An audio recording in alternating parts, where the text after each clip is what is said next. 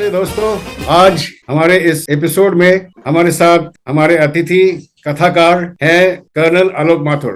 बहुत बहुत स्वागत है। Thank you sir. Colonel Mathur 1979 में आर्मर्ड कोर में कमीशन हुए और उनका करीब 35 साल का विशिष्ट कार्यकाल रहा। रिटायरमेंट के बाद उन्होंने लेखन का काम शुरू किया और विशेष रूप से सैन्य रणनीति और राष्ट्रीय सुरक्षा के मामलों पर वो एक विपुल और प्रसिद्ध लेखक रहे हैं। एक टैंक रेजिमेंट के अफसर होने के बावजूद और पैदल सेना के नहीं होने के बावजूद उन्होंने उत्तरी पूर्व के जंगलों में आतंकवाद विरोधी अभियानों में भाग लिया है। उनके पास असम राइफल के साथ अपने कार्यकाल के दौरान वर्णन करने की एक व्यक्तिगत अनुभव है जो आज वो हमें बताएंगे। तो कर्नल आलोक माथुर, आपसे गुजारिश है कि आप वो दिलचस्प कहानी हमें बताइए। सबको नमस्कार। मैं अभी आपको लिए चलता हूँ पूर्वोत्तर के जो कि टरेन है उस इलाके में। हालांकि मैं कमीशन हुआ आर्मर्ड कोर में, एक आर्मर्ड रेजिमेंट में, लेकिन मेरा ज्यादातर टेन्योर फिर असम राइफल में और काफी सारा मेरा वहां के टेन्योर नॉर्थ ईस्ट में और ये एंटी टेररिस्ट फोर्सेस के साथ रहा है। और उसके बाद मैंने पैरा जम्प्स वगैरह किए। तो मैं आपको ये कहना चाहता हूँ कि जो पूर्वोत्तर का इलाका है, पूर्वोत्तर के जो काउंटर इंसर्जेंसी ऑपरेशंस हैं वो बिल्कुल एक अलग ही किस्म के होते हैं। करेक्ट। हालांकि ऑपरेशंस तो हमने एनएसजी में भी किए हैं। वो थे anti terror operation, fast moving lightning attack, speedy withdrawals वाले अटैक्स थे। बाय एयर जाते थे, बाय एयर विड्रॉ करते थे और with in 48 hours 24 hours operation complete करके वापस आ जाते। ओके। लेकिन नॉर्थ ईस्ट का जो टेरेन है वो बहुत ही गहरे जंगलों से भरा हुआ है, नदी नाले और बहुत ही डिफिकल्ट टेरेन है। तो मैं आपको बताता हूँ, जब मैं जालंधर में आर्मर्ड रेजिमेंट में पोस्टेड था तो मेरी असम राइफल में एमएस ब्रांच से पोस्टिंग आई। तो उसके बाद हमने सोचा ठीक है, लेकिन जाना कहाँ है। तो एक हफ्ते बाद हमको डीओ प्राप्त हुआ डीजी असम राइफल शिलोंग से कि welcome to Assam rifle. And तो मैं बहुत खुश हुआ कि भाई चलो एटलीस्ट मैं अभी पोस्टेड वेस्ट में हूँ और अभी कैपिटल टाउन मेघालय का शिलोंग में पोस्टिंग होगी। तो वो अभी हम डीओ पढ़ ही रहे थे कि उसके बाद दूसरा डीओ आ गया, commandant 12 Assam rifle colonel Patnaik का, कि welcome to Nagaland, your NRS is Dimapur not Shillong. तो एकदम से थोड़ा झटका लगा और मैप खोला, आई पोस्टिंग होगा नागालैंड में। तो ये थोड़ा सा चेंज इन एनवायरनमेंट था, डिफरेंट माइंडसेट था वहां का। और फिर मैं करीब दिल्ली रेलवे जंक्शन से नॉर्थ ईस्ट एक्सप्रेस को बोर्ड किया और करीब 2 दिन के बाद मैं गुवाहाटी रेलवे स्टेशन पहुंच गया।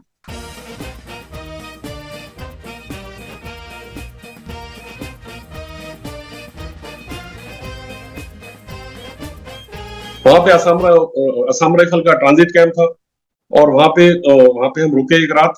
और क्योंकि उसमें गेज कन्वर्जन चल रहा था, ट्रेन खाली गुवाहाटी तक ही जाती थी। आगे जो मीटर गेज का ट्रैक होता था जो कि गुवाहाटी से वाया लामडिंग नौगांव होते हुए फरकटिंग होते हुए डिब्रूगढ़ जाया करता। अच्छा। और दीमापुर के ऊपर बीच में एक रेलवे स्टेशन हुआ करता था, नागालैंड का ओनली रेलवे स्टेशन। और वैसे तो जो हमें एनआरएस था मेरा दीमापुर था। I see. Dimapur is on the foothills, Kohima is the capital of Nagaland. Correct. तो दीमापुर से हमको ब्लू लाइन, हमने गुवाहाटी से रात को ब्लू लाइन एक्सप्रेस बस वहां से बोर्ड किया और तकरीबन 300 किलोमीटर ट्रेवल करके नाइट में बोर्ड किया था और 20th की सुबह तकरीबन हम लोग दीमापुर पहुंच गया। दीमापुर बस स्टैंड पे मैं सोच रहा था शायद कोई जिप्सी लेने आएगी या कोई वेलकम होगा वहां पे। तो वहां पे थोड़ा इधर उधर घुमा तो एक हमें 1 टन खड़ा दिखा। तो उसमें से एक हवलदार साहब उतरे, बोले कि साहब मैं 12 AR का रियर आईसी हूँ। अच्छा। और मैंने कहा हाँ बेटा अभी जाना कहाँ है।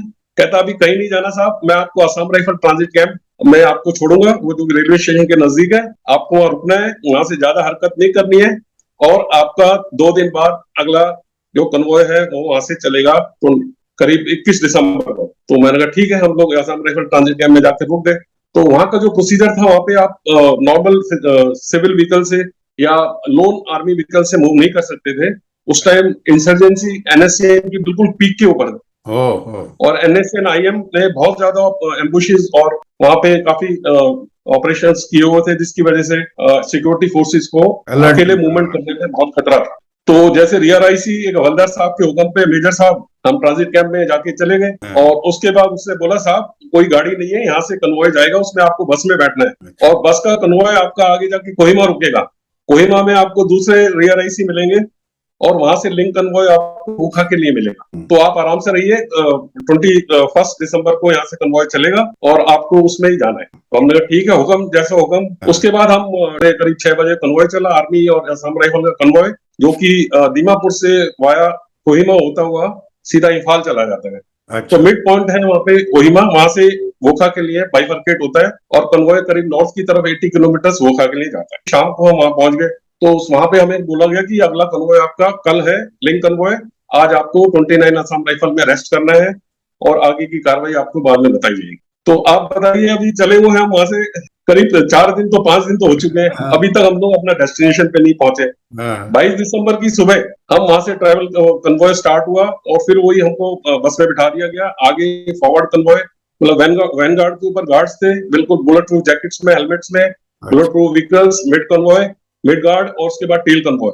और कन्वॉय 10 किलोमीटर पर आवर की स्पीड से स्टार्ट हुआ सुबह 6 बजे और तकरीबन हम करीब 6 घंटे बाद हम वोखा पहुंचे। और बीच में से जो गहरा जंगल, हर 20 किलोमीटर के ऊपर असम राइफल की एक पोस्ट थी। पहले आया चेपो बोजो, चेपो बोजो के बाद आपका आया सेमेन्यू, सेमेन्यू के बाद आया एल्यूमिन्यू, एल्यूमिन्यू के बाद हम करीब शाम को 2 बजे के करीब हम लोग वोखा पहुंचे। So that was my first welcome eight Wokha. तो वोखा आपको मैं बता दूं, वोखा एक डिस्ट्रिक्ट हेडक्वार्टर है नागालैंड में। नागा में इसको नागालैंड नहीं बोलते, वो नागालिम बोलते हैं। नागालिम में ग्रेटर नागालैंड। तो खैर हम वोखा पहुंचे।